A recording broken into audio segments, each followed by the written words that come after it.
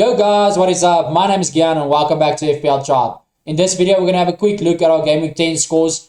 I'm actually so delighted to bring this video to you guys just because the terrible Game Week 9 we had, the decisions we made wasn't the best. So we went Havertz captain over Salah, and as everyone know, Havertz did nothing and Mo Salah scored a hat-trick. And then I thought, well, is this the start where my season actually goes downhill from here?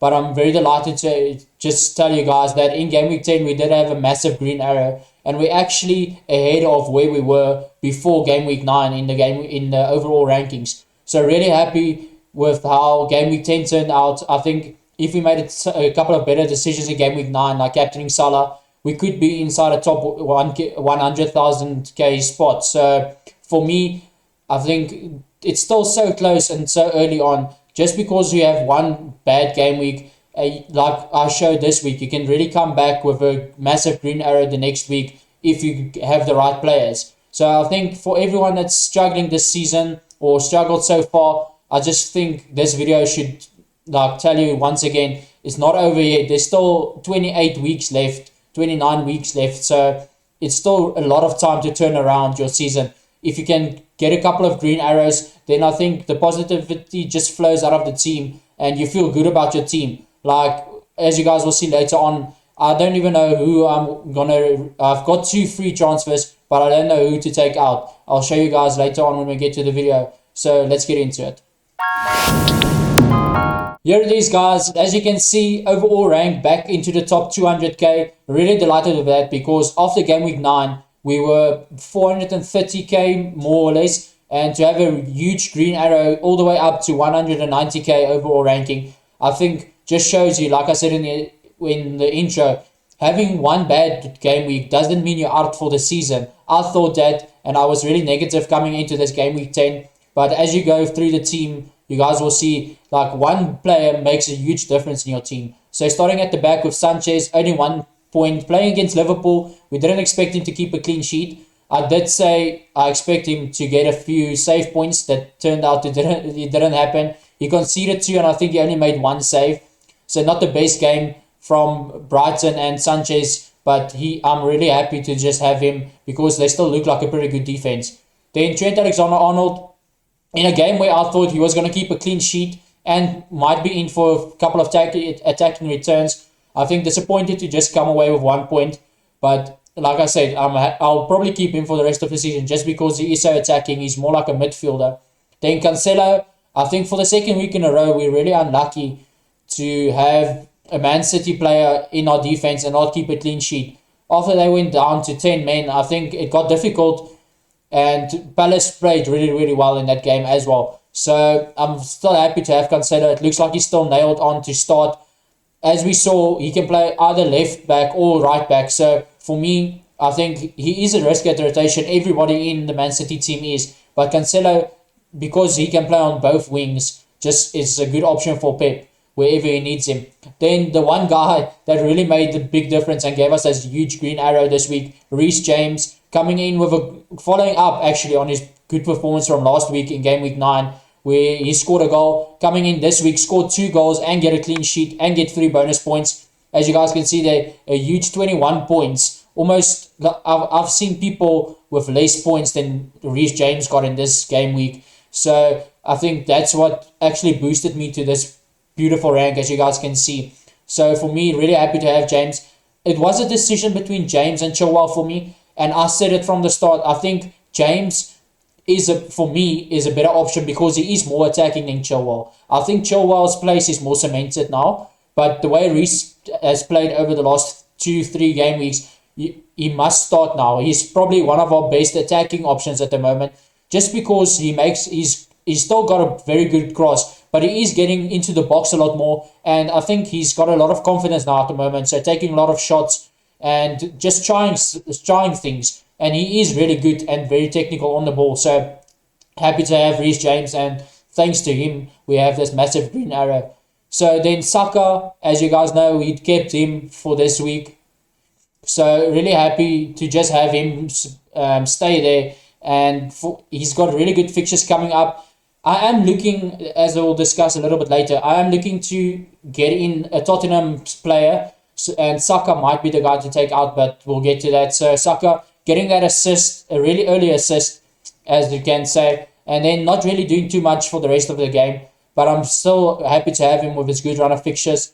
Then we went Mo Salah as captain just because we missed out on it last week. And looking at my midfield, he was probably the worst option to captain this week. And I don't think that's going to happen a lot. So he did get the assist. He did have a offside goal that was cancelled out. So he could have had 2 returns again. And I think the way he's playing at the moment is a really, really good option for captain. Probably every week, even in difficult games, as we saw when he played against Man City. Then Rafinha played against the worst team in the Premier League at the moment, Norwich. We did expect him to score goals or get an assist. As it turned out, he did score. And I think he got all 3 bonus points. So he ended up on 9. So really happy to just have him in the team. Because, like I say every week, he's playing for the most attacking side. Not the, I don't want to say the most attacking, but probably one of the most attacking Premier League sides. And just all round good football. And they still got injuries. So when those players come back from injury, it will probably look a lot better for Rafinha as well. Then Havertz, after disappointing game week 9 where we captained him and didn't return, after his team scored 7 goals and he wasn't involved in one of them, I think just he won the penalty, so he got an assist that Jorginho scored. So really happy to have Havertz. I think he's probably one that I'm also looking to move on to a Tottenham player just because he's got one more good fixture against Burnley and then he's probably out of my team. Then Ivan Toney, I think played against Burnley, so we did expect a lot from him. I personally expected at least one attacking return, and it turned out it didn't happen. Burnley looked so good in that game. And now Tony's coming up against, like, he's good at run of fixtures, is only starting now. So still happy to have him. Then Jamie Vardy. I think Jamie Vardy he scored in all the games until I got him in. So at the moment, really disappointed with Vardy, but he's got still a couple of good fixtures. So it's someone that I might just look to keep in my team. Then Jimenez. As I said, I think since I got Jimenez, it's been 3 weeks now, and he's got 2 returns where I dropped him for Antonio that's only got 1 return. So at the moment, the gambling and backing the fixtures is paying off for me. And I think that's just how I want to play this season. I want to take players that I expect to score points, but that has the fixtures to back them. And that's why we went from Jimenez. Then Livramento, I think this is his 3rd game week. I know it's definitely his 2nd, but I think it's his 3rd game week in a row where he gets points. So either a clean sheet or attacking return. So really happy to have him for when someone doesn't play. As we see, that can happen any week. Like a couple of players that just missed out, didn't hear anything at press conferences. Team lineup comes in, they're not even on the bench. So really happy to have someone like Livramento in my team to cover that spots that I need if someone gets injured. Then Tomiyasu, happy to have him as well. He is someone that I might be looking to downgrade to make extra money available in the team for that Tottenham player that I want. So, but at the moment, happy to have him there. And then Brownhill, as we call him on this channel, the 2-point bandit, just because he will get 2 points probably every single game, won't get a return, and he's most likely to even get 1 point because he does go in for a lot of challenges, does his fair bit of defensive duties, and might get the yellow card. But at the moment, really happy to just have him sitting on the bench, not costing me too many money. So really happy with how the team performed. And I mean, with a massive green arrow, you can't complain. Moving on to our Game Week 11 team, as you guys can see, I'm not really planning on making any transfers. Well, not anyone in the starting 11. I'll get to it a little bit later, what I mean there. So I'm looking to free up some cash to bring in either Kane or Son. So the player that I most probably will lose if I go for Son is Havertz. And if I decide to go with Kane, it's probably going to be Vardy. Just because I don't know if a lot of people has caught up on this, but Tottenham is going on to a really, really good run of fixtures. And I think with Antonio Conte there, he will get the team back to the way we know they can play. He will bring out the best in the Tottenham squad just because he demands a certain style of play. And if you don't play the way he wants, he will take you out. So I think every single player in that Tottenham team will realize it and they will move on to better things, I think, just because he is that type of manager to bring out the best in any squad that he has. So for me, I think he's going to play with 3 at the back, and that will most likely mean that Kane and Son will play as the 2 strikers. And I think that makes good for any one of them. I think if you tell me I need to pick one now, I'll probably go with Son, just because he will keep clean sheets now because Antonio Conte puts defense first. So at the moment, I'm not sure what I'm going to do, but I'm definitely looking to bring in one of them. So why I'm referring to the good defense is just because Son gives you that extra point for a clean sheet, and he gets the extra point for scoring a goal because midfielders get one more point than a striker. So for me, I think it's either going to be one of them. Even I'm considering Reguilon or Emerson, but I don't think it's going to happen this week, and will probably happen only after the international break. We do have 2 free transfers at the moment. So this is what I said. This is my first game week since we started that I don't have a transfer plan. I don't know who I'm going to take out. It might be Tomiyasu for Manquillo from Newcastle, just because that gives me an extra 0.6 million, as Manquillo is only 4 million and Tomiyasu is 4.6 million. And that will make it easier when I decide who I want to take out for either Son or Kane. So at the moment, I'm not 100% sure, but let's look at the team. Sanchez playing against Newcastle. I think this can be a clean sheet easy for Sanchez. So really happy to have him. Trent Alexander-Arnold. The way West Ham has been playing the last couple of games, I don't see a clean sheet, but their defense hasn't been the best either. So you could expect a attacking return from Trent Alexander-Arnold. Then Cancelo playing against Man United. Man United, you don't know which team is going to pitch up. I think they will go to 5 at the back formation again just because it showed that how good the defense is. But with Varane injured, I can't see them keep a clean sheet again in this Man City team. Cancelo playing really attacking. I can see him maybe getting assist, even getting a nice shot on target and probably scoring. So I can see how he returns in this game. Then James against Burnley. You could probably say that James this week is a captaincy option just because there isn't really a lot of good options. He will most probably get the defensive return, so a clean sheet. But what I'm looking at the moment, how many times he touches the ball inside the opposition's penalty area, and for me, that's where it comes in. He will most definitely return an attacking return probably once in every 2 games at the moment, just because he gets a lot of touches in the final third and a lot of touches inside the penalty area of the opponent. So for me, I think he will get an assist, and he's on for a lot of goals. Like we see, he is a pretty good finisher. So really happy to have James there, and considering him probably as a captain for this week. Then Saka against Watford. I think this is one of the reasons we brought Saka in, because he has such a good fixture run, and as you guys can see, playing against Watford, one of the worst defenses in this league. So really happy to have Saka. And Salah, as you guys can see, he's got the captaincy armband at the moment. Like I said, I'm not 100% sure. It might go to James. It might even go to Tony that's playing against Norwich. But for me at the moment, Salah, just because I think probably 90% of the game will captain him again. And like I saw in Gameweek 9, if you don't captain him and he goes massive, you lose out on a lot of points. So for me, the safe option at the moment, because I have a good rank, I don't need to try something. And that's where I went wrong in Gameweek 9. So there's nothing wrong with going for the safe option if you think it's going to score you points. If you think you have better players that will score more points, I think that's the way I like to play FPL, and that's why I went with Havertz in Gameweek 9. So at the moment, I just think he is so good he can score against anyone.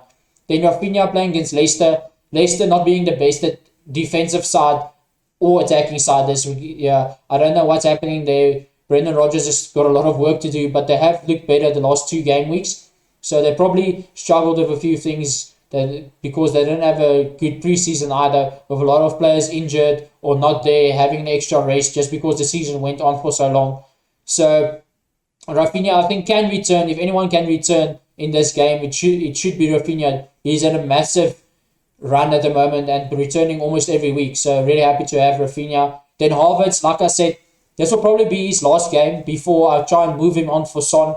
We'll just see how the money looks. At the moment, the Vardy to Kane one is the most likely, just because they're the closest in price, as Vardy gives me that. That's why I brought him in, to keep that premium striker option open for me. So Havertz, I think this will be his last game, because I just making money for Kane at the moment seems impossible.